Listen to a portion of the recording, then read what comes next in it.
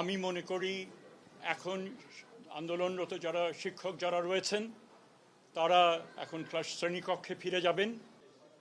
যে শিক্ষা মন্ত্রণালয় সব সময় শিক্ষকদের স্বার্থ সমুন্নত রাখতে চেষ্টা করেছে এবং সেই ধারাবাহিকতায় এই বাড়ি ভাড়া সংক্রান্ত যে আমাদের অগ্রগতি সেটা হয়েছে।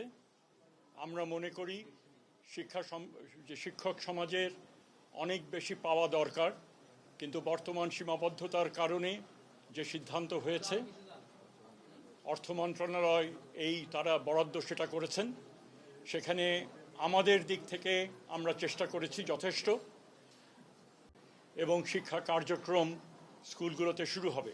অনেক জায়গাতেই চলছে, যে সমস্ত জায়গায় ব্যাহত হচ্ছে আমরা আশা করি দায়িত্বশীলতার সাথে শিক্ষক সমাজ আমরা যতটুকু করেছি সেটাকে গ্রহণ করে তারা যেন ফিরে যান এবং ক্লাস তারা শুরু করেন, এই আবেদন আমি তাদের কাছে রাখছি।